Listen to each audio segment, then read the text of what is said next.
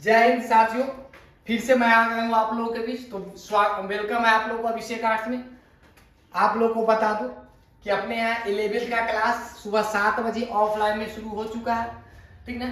जिसमें सीट सीमित है, याद रखिए, जिसमें सीट सीमित है। तो आप देर न करें, जल्दी जितना जल्दी हो सके क्लास को ज्वाइन करें। चलिए बिना समय गंवाए हुए हम लोग मिलते हैं। बिहार बोर्ड यानी याद रखिएगा 12th के ज्योग्राफी में यानी पार्ट नंबर 2, कितने चैप्टर नंबर 2 में आते हैं हम लोग, देख लीजिए। भूगोल के पार्ट नंबर 2 हम लोग देखने वाले हैं। कितने नंबर 2 देखने वाले हैं, देख लीजिए। तो पार्ट नंबर 2 हम लोग देखने वाले हैं। देखिए पार्ट का नाम क्या है, तो पार्ट का नाम है प्रवास। क्या नाम है, देख लीजिए। तो भाई प्रवास, याद रखिएगा प्रवास। तो आज हम लोग प्रवास पर बात करेंगे। स्पेशल किस पर बात करेंगे भाई, देख लीजिए। तो स्पेशल हम लोग प्रवास पर बात करने वाले। देख लीजिए कहाँ बात करने वाले स्पेशल हम लोग, देखिए। तो स्पेशल हम लोग जो बात करेंगे, देखिए प्रवास पर बात करेंगे। चलिए तो सबसे पहले हम लोग बात करते हैं कि प्रवास होता क्या है। देख लीजिए, अगर आपसे कोई पूछे कि प्रवास क्या होता है तो ध्यान से देखिए। देखिए प्रवास क्या होता है तो ध्यान से देखिए। थोड़ा आप लोग देर नहीं कीजिए, हम आपको बताते, ठीक है। देर नहीं कीजिए, ठीक है। कौन सा चैप्टर हम लोग पढ़ने वाले हैं, देखिए प्रवास। क्या पढ़ने वाले हैं, प्रवास।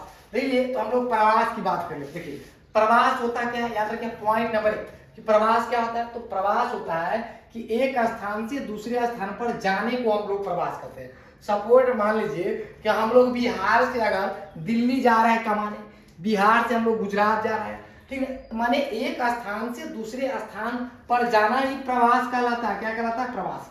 और पूरा कोरोना काल में तो आप लोग पढ़ेगा प्रवासी मजदूर, ठीक है। हमारे बिहार के एक बहुत माने हाई फाई में जो आंधी तूफान की तरह आए थे एक नेताजी, क्या नाम उनका, प्रशांत किशोर जी, याद रखिएगा। जो जन स्वराज पार्टी के संस्थापक, याद रखिएगा। वो बराबर चुनाव में मुद्दा उठाते रहे प्रवास, याद रखिएगा। लेकिन लोग उनके बात को सुना नहीं, आज भोग रहा है। देखिए तो भाई मेरे, एक स्थान से दूसरे स्थान पर जाना ही प्रवास कहलाता है। चलिए अगला क्या होता है, देखिए उद्गम स्थान क्या होता है। देखिए उद्गम स्थान का मतलब क्या होता है, इस चीज को समझिए। हम लोग चर्चा करने वाले पूरा स्थान के बारे में। देखिए तो उद्गम स्थान, देखिए उद्गम स्थान क्या होता है, जब लोग एक स्थान से दूसरे स्थान तक जाते हैं तो वहां एक, देखिए, तो वह स्थान जहां से लोग गमन करते हैं उसे उद्गम स्थान कहते हैं। देखिए उद्गम स्थान का मतलब होता है वहां से उत्पत्ति होना, वहां से निकलना। सपोर्ट मान लीजिए कि जब हम कोई चीज को, जैसे मान लीजिए कि गंगा नदी है भाई, उत्तराखंड से निकलती तो उसको हम गंगा नदी के उद्गम स्थान कहेंगे। तो जब हम अपने घर को छोड़ के निकलते हैं तो उसको हम उद्गम स्थान कहेंगे। जब एक स्थान से दूसरे स्थान के लिए लोग रवाना होते हैं, निकलते हैं और जिस स्थान को छोड़ते हैं उसी को हम लोग उद्गम स्थान कहते हैं। चलिए क्लियर हो गया। अब अगला पॉइंट आपका क्या है, अब अगला है गंतव्य स्थान। क्या है, गंतव्य स्थान।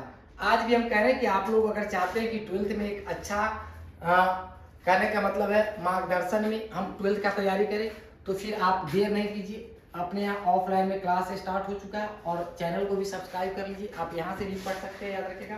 तो अच्छा से अच्छा तैयारी कर सकते हैं और आपका अच्छा मार्क्स आ सकता है। तो देर न करें, जल्दी करें। सीट सीमित है। 11th का बैच नया स्टार्ट हो चुका है। जितने भी लोग 10th का टेस्ट पास किए, और हम आपको एक चीज और बता देंगे कि 10th में आपको कौन सा स्ट्रीम चुनना चाहिए, क्या करना चाहिए, कौन विषय से क्या होता है। तो उसके लिए भी मैं यूट्यूब पर एक वीडियो छोड़ चुका हूँ जिसको आप देख सकते हैं। पूरा वीडियो को देख लीजिए। देखिए आगे क्या है, गंतव्य स्थान। देखिए हम उद्गम स्थान की बात करेंगे, गंतव्य स्थान। अब देखिए गंतव्य स्थान होता क्या, तो सिंपल सी बात है, जब लोग एक स्थान से दूसरे स्थान तक जाते हैं और जिस स्थान में वह प्रवास करते हैं, माने जहां पर वो रुकते हैं, तो उसे हम लोग क्या कहते हैं, गंतव्य स्थान कहते हैं। यानी एक स्थान से दूसरे स्थान पर पहुंच जाना और वहां पर प्रवासी रहना, काम धंधा करना, जो भी करना, उसको आप गंतव्य स्थान कहते हैं। चलिए भारत की जनगणना में प्रवास की गणना में 2 आधार देखी जाती है। देखिए भारत की जब जनगणना होती है तो वहां पर प्रवास को 2, देखिए प्रवास गणना को 2 आधार पर देखी जाती है। एक होता है जन्म स्थान और दूसरा होता है निवास स्थान। देखिए भारत की जनगणना अभी चल रहा है और जनगणना के क्रम में याद रखिएगा क्या कहता है कि 2 स्थान को दिखाता है। एक क्या होता है भाई, जन्म स्थान, कि भाई इसका जन्म स्थान का है, और दूसरा होता है कर्म स्थान, जिसको आप लोग निवास स्थान कहते हैं। चलिए हम लोग बात कर लेते हैं। तो हम बात करें कि जन्म स्थान, यदि जन्म का स्थान, ठीक है, गणना के स्थान से भिन्न हो, तो देखिए जन्म स्थान अगर गणना के हिसाब से याद रखिएगा भिन्न हो, तो उस देखिए जीवन पर्याप्त प्रवासी के नाम से वह जाना जाएगा। ठीक है, जीवन पर्याप्त किसके नाम जाना जाएगा, तो वह जीवन पर्याप्त, याद रखिएगा, प्रवासी के नाम से जाना जाएगा। इस चीज को आप याद रखिएगा। चलिए, तो हम लोग अब करने वाले हैं मैं गणना। देखिए 2001 में जो जनगणना हुआ था तो उसके अनुसार याद रखिएगा, एक देखिए उसके अनुसार 30.7 करोड़ और 30% जो था वह प्रवासी अपने स्थान से, ठीक ना, माने जन्म स्थान से अलग रह रहे थे। कितने? देखिए प्रवासी जन्म स्थान से क्या रह रहे थे? अलग रह रहे थे। यदि, और मान लीजिए यदि निवास का देखिए पिछला स्थान के गणना के स्थान से भिन्न हो तो उसे निवास के लिए पिछले स्थान से प्रवासी के रूप में जाना जाता है। इस बात को भी आप लोग देख लीजिए। देखिए अगला स्टेप क्या है?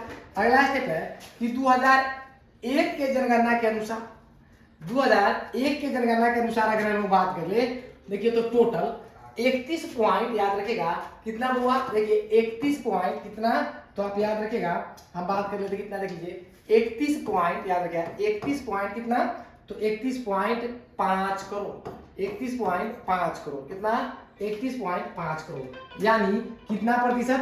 देख लीजिए 31%, कितना प्रतिशत? 80% प्रवासी फिर निवास के पिछले स्थान से अलग रह रहे थे। प्रवास को दो धाराएं में होती है। प्रवास कितनी धाराएं में होती है? देखिए तो प्रवास दो धाराएं में होती है। देखिए तो प्रवास दो धाराएं में कौन कौन धारा होता है भाई, याद रखिएगा। देखिए तो हम एक बात करेंगे आंतरिक प्रवास, ठीक, और दूसरा करेंगे अंतर्राष्ट्रीय प्रवास। देखिए एक होता है आंतरिक प्रवास और दूसरा क्या होता है, तो भाई मेरे दूसरा होता है, ठीक ना, अंतर्राष्ट्रीय प्रवास। देख लीजिए आंतरिक प्रवास में अगर हम लोग बात करें, देख लीजिए आंतरिक प्रवास क्या होता है, तो आंतरिक प्रवास देश के भीतर एक जगह से दूसरे जगह जाना। देखिए देश के भीतर एक जगह से दूसरे जगह जाना, जैसे मुंबई से दिल्ली जाना, ठीक है, बिहार से गुजरात जाना, तो एक स्थान माने अपने ही देश के अंदर एक से स्थान से देखिए दूसरे स्थान जाना, याद रखिएगा एक स्थान से दूसरे स्थान जाना, उसको हम लोग कहते हैं आंतरिक स्थान। और दूसरा होता है अंतर्राष्ट्रीय। अंतर्राष्ट्रीय जो प्रवास होता है वो क्या होता है कि एक देश से दूसरे देश जाना। क्या होता है कि एक देश से दूसरे देश जाना, यानी अंतर्राष्ट्रीय प्रवास जो होता है याद रखिएगा, एक देश से दूसरे देश में होने वाले प्रवास को याद रखिए अंतर्राष्ट्रीय प्रवास कहा जाता है। क्या कहता है? तो अंतर्राष्ट्रीय प्रवास कहा जाता है। इस चीज को आप समझ सकते हैं। अगला है देख लीजिए आंतरिक प्रवास की 4 धाराएं। सुन लीजिए, तो आज हम लोग इस टॉपिक को कवर कर लेते हैं। देखिए तो भाई ग्रामीण से, देखिए ग्रामीण यानी देखिए आंतरिक प्रवास की 4 धाराएं है, तो ग्रामीण से ग्रामीण, ग्रामीण से नगरीय यानी गांव से गांव जाना, गांव से शहर जाना, और नगरीय देखिए नगरीय से नगरीय से नगरीय यानी शहर से ही शहर, और फिर नगरीय से ग्रामीण। चलिए नगरीय से ग्रामीण। अगला क्या आपका? देखिए पुरुष आर्थिक कारण से, देखिए पुरुष आर्थिक कारण से ग्राम से नगर की ओर प्रवास करते हैं। क्या करते हैं? नगर की ओर प्रवास करते हैं। दूसरा महिलाएं, देखिए महिलाएं विवाह के कारण एक ग्राम से दूसरे ग्राम, देखिए पुरुष क्या होता है कि भाई अपने अर्थव्यवस्था को ठीक करने के लिए, कमाने खोटाने के लिए, अपने परिवार को चलाने के लिए वो क्या करता है, तो अपने परिवार को चलाने के लिए वो एक शहर से दूसरे शहर चला जाता है, या एक गांव से एक नगर, देखिए वो क्या करता है, गांव से शहर चला जाता है पुरुष। महिला देखिएगा विवाह शादी करता, महिला के जो विवाह होता है और विवाह होने के कारण एक गांव से वह दूसरे गांव में निवास कर जाती है। यही 2011 के जनगणना के अनुसार अगर हम बात करें तो 31.8 करोड़, कितना 31 पॉइंट, ठीक है कितना, देखिए तो 31.8 करोड़ प्रवासियों में से 9.8 करोड़ प्रवासी पिछले 10 वर्षों में अपना निवास स्थान बदल लिया। क्या हुआ? निवास स्थान बदल लिया। इसी कारण से याद रखिएगा हम लोग जो आए नहीं, देखिए हम लोग जो देखिए निवास प्रमाण पत्र बनाते हैं, क्या बनवाते हैं, देखिए निवास प्रमाण पत्र बनवाते हैं। देखिए तो निवास प्रमाण पत्र जो हम लोग बनवाते हैं, याद रखिए पत्र जो बनवाते हैं इसका वैल्यू 6 माह होता है। क्या होता है? 6 माह होता है। 6 माह के बाद इसको बदलना पड़ता है, ठीक है, प्रमाण पत्र। चलिए तो मैं कह दूं कि आज का क्लास में आपका यही स्टॉप करता हूं। अगर आपको वीडियो अच्छा लगा तो उसको सब्सक्राइब कर दीजिए, लाइक कर दीजिए, अपने दोस्तों को शेयर कर दीजिए ताकि ज़्यादा से ज़्यादा लोग जुड़ सके और हम आपको पढ़ा पाएँ। याद रखिएगा हम आपको पढ़ा पाएँ। याद रखिएगा आप लोग के लिए एक बहुत बड़ा शुभकामना है, माने आप लोगों के लिए एक बहुत बड़ा ऑफर है। याद रखिए जो अपने यहाँ 11th का ऑफलाइन में बैच स्टार्ट हुआ उसका फी मात्र 1 टाइम में, ठीक है, 3000 रखा गया, 3000 रुपया रखा गया, जिसमें जितना भी PDF वगैरह जो भी है उसको सारा कुछ यानी नोट्स वगैरह सब उपलब्ध कराया जाएगा। तो देर नहीं करें, जल्दी अपने बच्चे को सही जगह पर एडमिशन कराएं। मिलते हैं हम लोग अगले क्लास में, ठीक ना। जय हिंद, बाय।